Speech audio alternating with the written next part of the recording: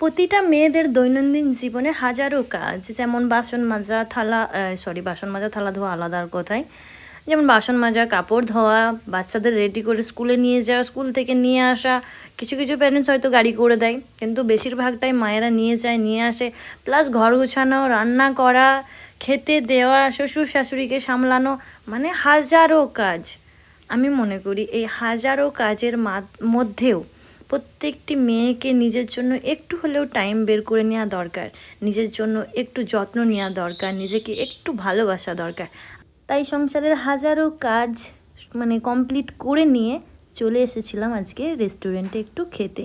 এসে বান্ধবীদের কল লাগিয়ে দিলাম গ্রুপবাজি করতে। গ্রুপবাজি ছাড়া তো আমাদের দিনই কাটে না।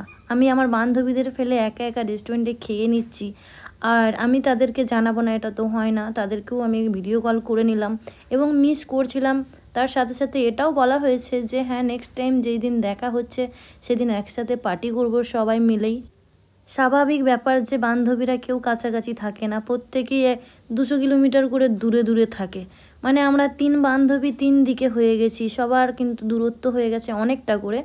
তো 3 জনে একসাথে হতে হয়, ট্যুর করতে হয়, আর তা না হলে কারোর একটা বাড়িতে মিট করতে হয়, যেখানে আমরা 3 বান্ধবী আবার একসাথে হতে পারি। এক্ষেত্রে আমি কিন্তু ওদেরকে অনেক মিস করছিলাম আজকে।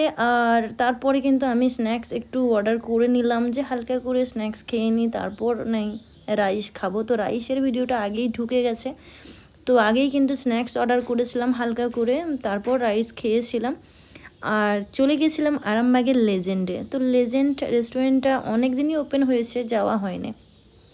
আরামবাগের এই সাইডে হসপিটাল মোড়ের সাইডে এত রেস্টুরেন্ট আছে, যার কারণে ওই কালীপুর ওখানটাতে আর যাওয়াই হয় না। তো দেখা হয়, কারণ বাবার বাড়ি ওই রাস্তাতেই পড়ে, প্রত্যেক বাড়ি যাওয়া হয়, প্রত্যেক শনিবার, প্রত্যেক সপ্তাহে যাই আমি। পাশ দিয়েই পেরিয়ে যাই, বারে বারে দেখি হ্যাঁ ডেকোরেশনটা অনেক সুন্দর, থিমটা অনেক সুন্দর, আসবো আসবো ভাবি, কিন্তু আসা আর হয়ে ওঠে না। তো আজকে ফাইনালি চলে গিয়েছিলাম লেজেন্ডে খাওয়া দাওয়া করার জন্য। খাওয়া দাওয়া স্ন্যাক্সের যে চাইনিজ কুক ছিল সে যথেষ্ট ভালো একটা কুক, কিন্তু যে ইন্ডিয়ান কুক ছিল, ইন্ডিয়ান কুকের অতটা রেসিপিটা ভালো লাগে না, যেটা সত্য সেটাই বললাম। আমি কিন্তু কোনো হার্ট করছি না কাউকে, খারাপও বলছি না রেস্টুরেন্টটাকে, অবশ্যই খাওয়া দাওয়া খুব ভালো, কিন্তু তারই মধ্যে ইন্ডিয়ান শেফ হয়তো একটু কমজোর হয়ে গেছে চাইনিজ শেফের কাছে। খাওয়া দাওয়া শেষ করে যেটা আমাদের কাজ, ছবি তোলা, ভিডিও করা, এইসবই করলাম। কারণ ভিডিওর মাধ্যমেই তো যাওয়া আমাদের, যে হ্যাঁ এখানে গেলে এই থিমটা ভালো পাবো, একটু ভিডিও টিডিও হবে, ফটো টটো তুলে নিয়ে আসবো, এই কারণেই আসলে বেরোনা। তো খাওয়া দাওয়া শেষ করে ছবি তুললাম নিজের